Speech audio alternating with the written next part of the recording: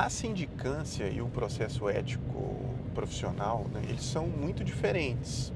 Só que ambos são relevantes, eles não são negligenciáveis, né? Principalmente a sindicância que o pessoal tende a valorizar menos. Então, quando o CRM ele recebe uma denúncia formal, né, seja por uma pessoa física ou uma pessoa jurídica, né, documentada ali, né, não pode ser anônimo, ele aprecia aquela denúncia e se houver uma verossimilhança mínima, ou seja, se aquilo tiver uma razoabilidade, ele abre uma sindicância. Sindicância é uma investigação. Então você pode entender sindicância como investigação. Então ela não tem uma natureza punitiva mesmo, não. Por isso que o pessoal geralmente não leva a sindicância tão a sério assim, mas deveria, vou explicar por quê.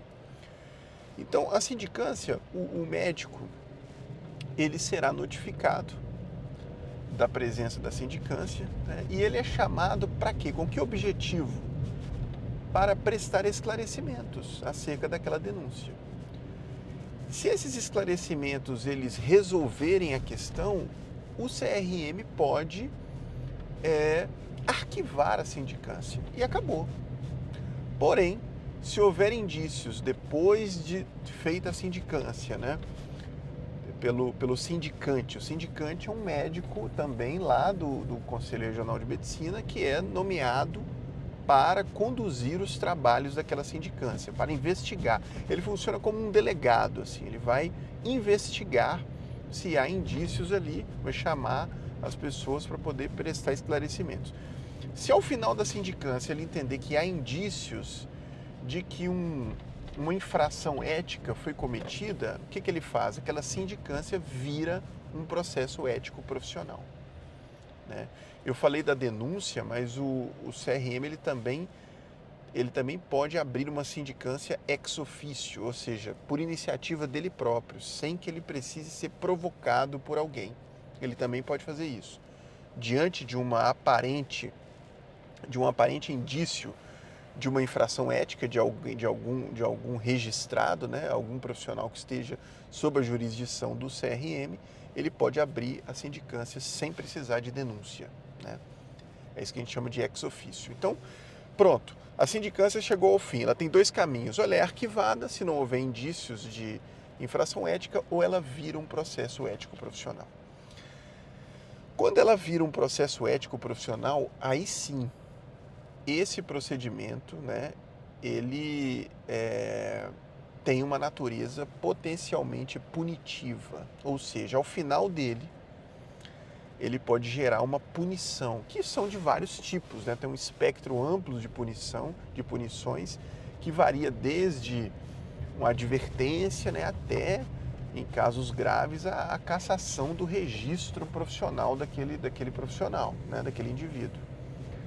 Né? Então, por que a sindicância é tão importante e ela não deve ser negligenciada? Uma vez eu fiz uma sindicância, né, eu estava fazendo, não pelo CRM, né, mas numa instituição pública, né, eu estava fazendo uma sindicância, né, fui nomeado como encarregado daquela sindicância e na sindicância eu inquiri um médico na condição de testemunha, então esse médico foi chamado para prestar esclarecimentos. Ele poderia virar sindicado, né? Ele poderia ser, nessa instituição, né, onde eu estava fazendo a sindicância, ele poderia passar a situação de investigado. Né? Porém, eu o convoquei na condição de testemunha. Né? Mas dava para ver claramente que ele não lidou, não tratou aquela sindicância com a devida seriedade que ela merecia. Né? Acabou que no final das contas, no final da sindicância, esse caso ele não teve nenhum indício de infração, não. Mas poderia. Então você vê isso com certa frequência, médicos que se comportam na sindicância de uma maneira muito relaxada, muito leniente, né?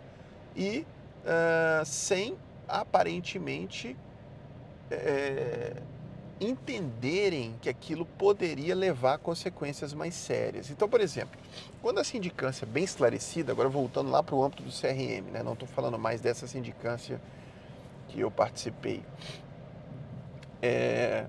Lá no CRM, quando o indivíduo está sendo investigado ali pela sindicância, se os esclarecimentos forem muito bons, se ele contar com a ajuda de profissionais, né, de um advogado que lida com esse tipo de coisa, ou com assistente técnico, médico também, que é o trabalho que a gente faz, né, de assistência técnica, ele tem uma grande chance de isso aí ser arquivado e pronto, e não tem mais nenhum problema, né? Isso estou imaginando profissionais sérios, né, gente, que de fato não cometeram nenhuma infração ética.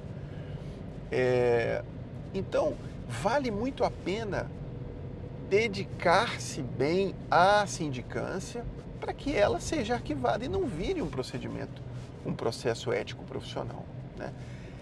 E mesmo virando um processo ético profissional, às vezes você vê a pessoa falando assim, não, mas isso aí, se der muita coisa, dá no máximo uma advertência. Sim, é verdade. Muitos casos eles terminam em uma advertência branda, é uma punição branda, como uma advertência. Tudo bem, é verdade. Porém, o que o pessoal se esquece é que o processo ético profissional, que terminou às vezes com uma simples advertência, simples entre aspas, ele pode servir na instrução de um processo judicial. Ele pode servir de material para sustentar algum tipo de demanda na justiça, né? E aí as consequências podem ser muito piores, financeiramente também, né, em processos cíveis.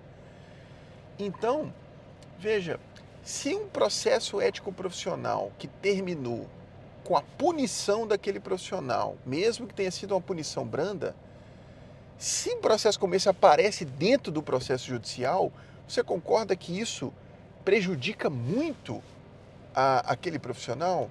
Porque quem está vendo, apreciando aquele processo, ele já entende que ali está um culpado.